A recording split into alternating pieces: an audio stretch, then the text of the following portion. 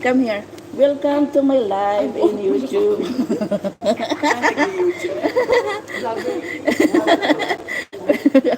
O yan. Hindi kayo nakaabot doon? Ay. Kaya pala di ko kayo nakita. In fairness, naka-uniform na yung dalawa. Ah, okay. Ayan, yung mga kapit-bahay ko sa store. Kabilang shop, dumating na rin sila. Nakakatuwa lang talaga dito sa Dubai kasi mostly maraming Filipino, normal na yung makikipag-usap ka ng Tagalog. So ayan, even other nationality nakakapagsalita na rin sila ng Tagalog. Parang nahawaan na.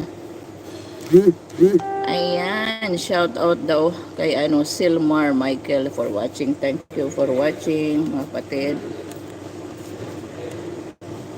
Mga guys, yung hindi nakakaalam, ako po ay taga Samar.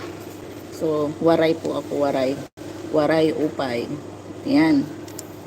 Doon sa mga nanonood ng mga Waray music na ina-upload ko every time, salamat sa inyo. Sana marami pa tayong ma-upload.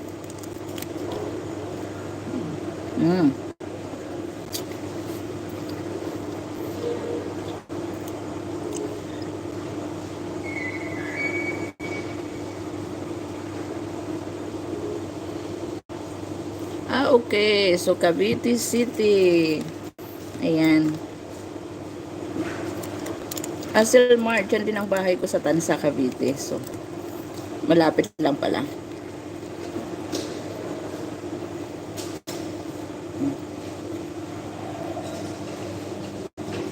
Ayan, ganito ang nangyayari sa atin. Pag ito. Hello mga guys, welcome po. Andito ng aking colleague. Say hi to all my viewers. Hi guys. Hi. He is from Cameroon. See? Cameron Diaz.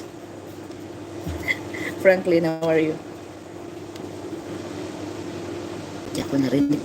Naka-headset. So, maaga kami today. Ayan. Diyan yung aking kulit. Oh, ayan. Hindi na init. Hindi na malamig dito sa Dubai. Ayan oh. Nagsusweet na ako. Mainit na siya. Kasi ngayong morning, hindi na nga ako nagdala ng jacket eh. No more jackets. Again, start na naman yung humidity. Hindi pa naman masyado, pero nag-start pa lang. Pamatay ang init dito kaya good luck na lang sa amin pag nagkataon. Ayan mga guys, after 10 minutes magbubukas na ako ng store. Ayan. Advice ko lang dun sa mga kapwa ko FW, huwag tayong susuko para laging intact ang family ninyo. Pinaka-importante yung communication. Always communicate your family, talk to them, especially kung nalulungkot ka. Yun lang yung yung susi doon kasi kung wala kayong komunikasyon, parang yung attachment ba nawawala. Yung parang kaya marami dito sa mga kapwa nating OFW, yung sabi na natin nawawala ng landas. Yung parang may family ka sa Dubai, sa Pinas, dito sa Dubai, magkakaroon ka rin ng mga friends, kaibigan, mga ganon. So, yun, nakakapag-start yun na natutokso ka or ganon kadalasan. Kasi sa tagal ko na dito, yun yung napapansin ko. Kaya, importante talaga yung sa family. Always talk, ayan, communicate with your kids, with your husband, your parents, always, every time.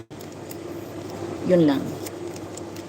Thank you! Salamat nga pala dun sa mga nanood sa akin. Is magbababay-babay lang ako, sumilip lang ako kasi nga medyo 20 minutes pa ako maghihintay bago mag-open ng store. Ayan.